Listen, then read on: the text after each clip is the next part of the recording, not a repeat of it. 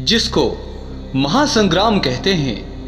अब तक वे 3 ही हुए हैं जिनका आयोजन सृष्टि के प्राक काल में ही हो चुका था। देवासुर संग्राम पहला महासंग्राम था।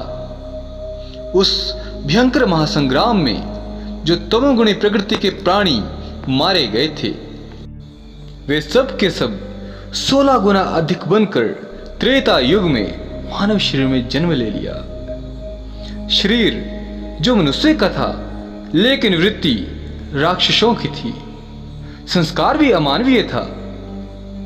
उन सबको मारने के लिए दूसरा महासंग्राम राम रावण युद्ध के रूप में हुआ। उस महासंग्राम में जो मारे गए, उन्होंने भी अधिक से अधिक संख्या में मानव शरीर में जन्म लिया द्वापर युग में आकर, जिनका वध हुआ महाभारत के युद्ध में। यह तीसरा महासंग्राम था। कहने की आवश्यकता नहीं, महाभारत काल के महायुद्ध में करोड़ों की संख्या में लोग मारे गए। उन सब ने मानव शरीर में जन्म लिया कलयुग में।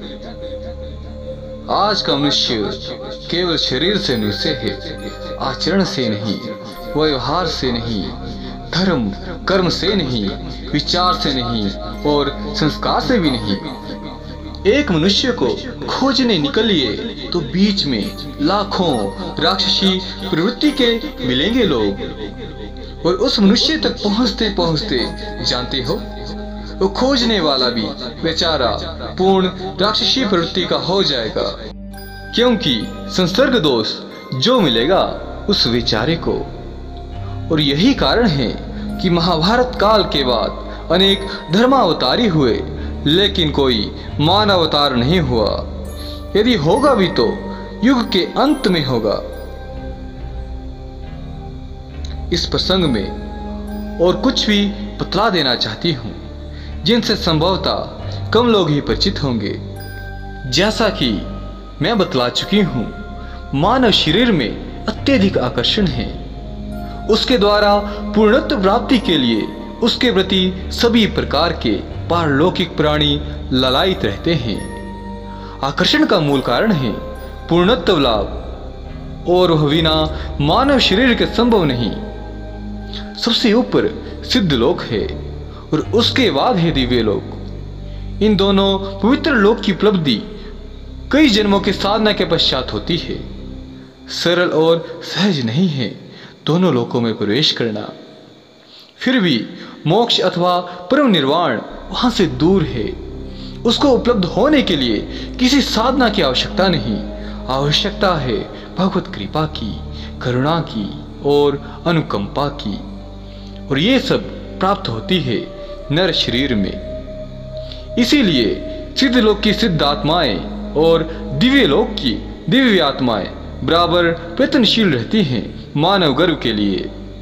वे जात पात नहीं जानती, वे धर्म कर्म नहीं जानती, वे उत्कृष्ट निकृष्ट भी नहीं जानती। वे तो बस जानती हैं कि किसी भी प्रकार नर काया उपलब्ध हो जाए।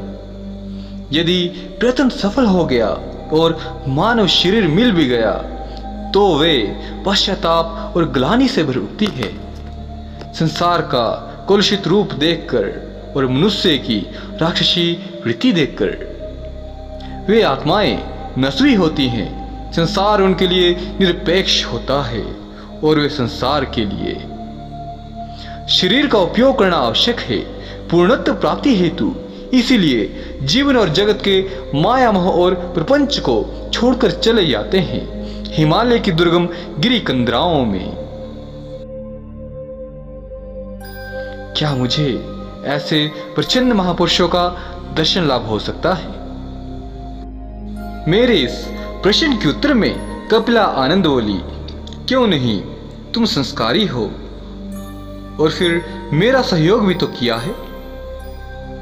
अचानक आंखें खुल गई। सवेरा होने वाला था। आत्मा में एक विशेष प्रकार की आध्यात्मिक शांति अनुभव कर रहा था मैं।